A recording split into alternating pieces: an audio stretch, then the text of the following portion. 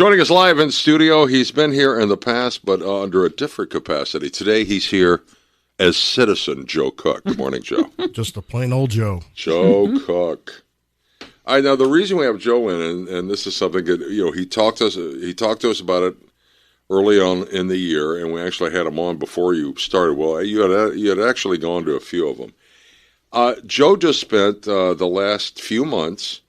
Started in March, ended in July. We'll talk about that too. Visiting every courthouse in the state of Indiana. How many are there? So there's 92 counties, but there's more courthouses than there are counties. Vanderburgh's an example. So we have the old historic courthouse, but then we built the new brutish style. Yeah, the ugly one. I'll be on record with that. Somewhere around 68 to 72 is where those ugly ones popped up. Wow. Yeah. Brutish. Brutalism. Yeah. Brutalism. That's it. Yeah, that's it. Okay, now what day did you start? So the first one was Monday, March 23rd. It was the first day of spring break for my son. Okay. And my daughter and wife were going down to Florida with classmates and other moms. And so I convinced my 13-year-old son at that time to come along with me for spring break and look at courthouses. And he was thrilled. Oh, I bet he's thrilled. Florida or courthouses? Okay. Yeah, well, yeah. Okay. March, it's cold. How many did he make? How many courthouses did he make before he folded? Well, the funny story about when we packed on Sunday the 22nd, it hit over 80 degrees in Santa Claus. And so we headed up to the Northeast, and we were camping out in Fort Wayne for 3 nights. We got out of the car in Fort Wayne, and it was like a 50-degree difference. We had no sweatshirts, no jackets, no nothing. We were not prepared. Oh, that is amazing. Okay. Yeah, but he made about 2 before he refused to get out of the car. All right, now how did you? Well, first of all, before we get into the logistics, why did you do this? What gave you the idea to go to all 92 courthouses in Indiana? Well, growing up here in Evansville, and I mean, and you take a look, we have one of the most fantastic courthouses in the state. It's beautiful, and so that was always a background to me. But where it really struck me in this idea of wanting to go see all of them, I went to St. Joe College in Rensselaer, and I played on the soccer team. And my senior year, we were headed down to play Wabash College, which is in Montgomery County, Crawfordsville, Indiana. And I remember just going by and looking out the bus window and seeing the county courthouse in Montgomery, and I was just struck by the building and hadn't really seen anything like that outside of Europe. And wow. And that's where the seed was really planted. And I thought, wow, with the one we have down here at home and the one that I just saw up there, I'd like to see all of them. See, you bring up a very good point, because each county commissioned someone to build these, and it's actually a money.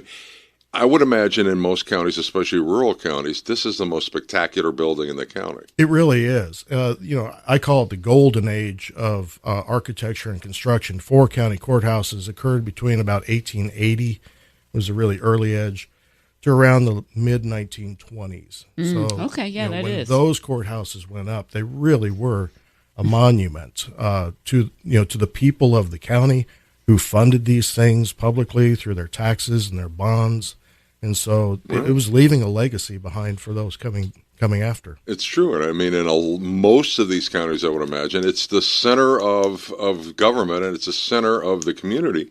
Boonville's a great example. It's right there on the square. Right on the square. And a lot of these county courthouses were built not only for the purpose of county government, but, the rooms were built for, they could hold theater or concerts or things in there. It like you said, it really was the center of the county for the people to come to. That's amazing. Okay, now before you're gonna do your top 5 in here just a bit, but I want to talk about a couple of unusual ones that I heard about. I wanted to ask you about. All right, which courthouse in Indiana has the tree on the roof? So that's Decatur County. That's Greensburg, Indiana, and the way that you can locate this, Greensburg, is if you're in Indianapolis and you get on I-74 and head towards Cincinnati. I see. Okay. All right. It's down in that area. So you're going to get down to that, Decatur. Okay. There's a live tree that grows on the dome. Right. So the bell tower roof, it's 110 feet up in the air, and it is clearly visible from ground level. You look up there and you go, yep, there it is. It's just incredible. It's a tree. It's a fir tree, and it sends out the roots. So the original tree, which grew, and I think it was in the very late 1800s, is when it was first spotted, and it broke through the bell tower roof. So obviously it's dead. It's not there anymore. There's only so much silt that will collect. Yeah, to put a tree up there. Right, but its shoots have continued it. That's amazing. That is amazing. Yeah. Now, the other one I wanted to ask you about is that it's one of 3 Nazi buzz bombs, and it's mounted outside the courthouse on the courthouse lawn. It's the Nazi buzz bombs. I think it's in Greencastle. Is that right? So the Nazi buzz bombs. Guess I'm not familiar with those. Really? Yeah. Okay. The buzz. It looks like it was an original drone. It had it's got these stubby wings. And I understand it's actually mounted outside on I saw a picture of it with a big V. You missed this? I guess I didn't notice. Wow. Oh, I'm sorry. Wow. Sorry. Yeah. Well, you got to do it again. I was going to say reason for me to go back. There you go. There you go. All right, we'll track it down here in just a moment. All right, anything else unusual that you spotted? Well, I'll tell you one that just made me smile. I was up in LaGrange, so this is on the Michigan border near the Ohio border. So it's not the very northeast, but it's right next to it. And so I pull up, and it had started snowing. It was real cold in March, and that's where my son looked out the window. He says, "I'm done. I'm not getting it." But so I got out and I'm walking around and I'm touring it, and I go around the entire courthouse because I want to see it from all angles and perspectives. And when you get there, depending on if the sun is shining, how you're going to get your best camera shot, and right, things like that. And I get to the west side of LaGrange Courthouse, and there are no parking spaces. It's a hitching post. No. Because LaGrange is a really big Amish community. Of course. So they need, wow. So when they come to get their marriage licenses or death certificates or whatever they happen to need from the courthouse, they got to have somewhere to hook up their horse and buggies. That's amazing. I thought that was really cool. That is cool. That is. Rose. Hey, I'm listening to your program about the buzz bombs in the courthouses. Yeah. I am from Greencastle, and there is one on the courthouse square. There it is right there. I thought so. I thought I had heard that. Yeah, it's there. It's been there for a long, long time. What I understand, there's 3. There are 3 original buzz bombs, and they had a bunch of others that are, that were reverse engineered, and because they were trying to figure out how the Nazis were doing in World War II. But there were 3 original. One's in the Smithsonian, one's in the Museum of the U.S. Air Force in Dayton, and the third is in Greencastle. Yeah, when you showed me the picture, and of course I just saw it on Sunday. We dropped our daughter off at Purdue. And I drove right past, so we took 231 all the way up, and yeah, I saw it again. All sure, right. I just didn't know what it was. Okay. No, you went. I like that. You looked at it. Oh, that's weird. Yeah, it is weird. Okay, here we go. You went to 92 counties. Yep. From March until July. You saw every courthouse, and in some, as you mentioned, in some counties there's more than one. Like you're in Vanderburgh County, we got more than one. Right. All right, your top 5 and why? Can I give a honorable mention? Absolutely. You can give it. Okay, so we'll go with 6. Honorable mention real quick. Tippecanoe, that's Lafayette, Indiana. Rush County, Rushville, Indiana. Bartholomew County, Columbus. You got to see that one.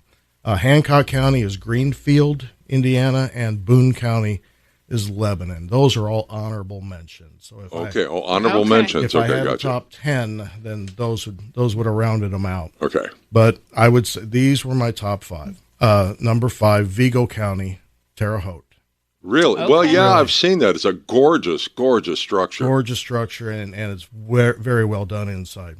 Number 4 is Huntington County in Huntington, Indiana. All right. Up in the northeast part of our state. Beautiful part of the state, Beautiful, too. Yes. For all of you Hoosier fans, stop at the courthouse in Bloomington. That's Monroe County, number 3. Oh, okay. Well, again, one of the most beautiful counties we have, hands down. It truly is. Yeah. Number 2, Jasper County, Rensselaer.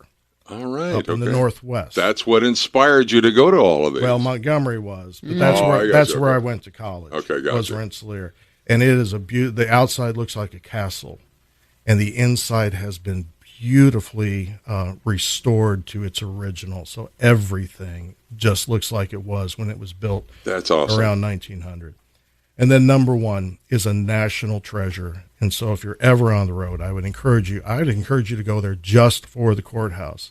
And that's Allen County, which is Fort Wayne, Indiana. Why? Okay. Oh, my heavens. So there is, everything from the exterior is just grand. It's a very large building. It could have been a state house, as big as it is. And then when you go inside, everything from the marble to the balustrades, the staircases, the art, the architecture, the arches and the columns, everything inside is just breathtaking. And so I was not allowed to bring in my cell phone, so I couldn't take any interior pictures. But there is a website out there that, highlights and displays the courthouse. But yes, it is well worth the trip just to go to Fort Wayne to see the courthouse. Wow. All right, Joe. It's cool. There we go. Okay. There we go. So, out of 92, you had the top 10, including those honorable mentions, which is great. Yeah. All right, that's awesome. All right, what's next? You gonna do all of them in Kentucky? No, there are 5 of them that were under construction renovation. Yeah. So I do need to get back to see the insides of those. Once those are done. Right. Mm-hmm. There's 5 of them. But then my wife would like to go to all of our state parks. There's 25 of them. And so I'm figuring it may take 3 summers to do that. That's a great idea, Joe. Yeah. I mean, excellent. Just don't go when it snows. No. She'll bail on you, too. Yeah. All right, this is wonderful. What a great adventure, and thank you so much for sharing it. We're going to have some pictures of Joe's adventures, including his top 5. We'll have that online very soon. Joe Cook, always a pleasure. Thank you so much. Oh, thanks for letting me share.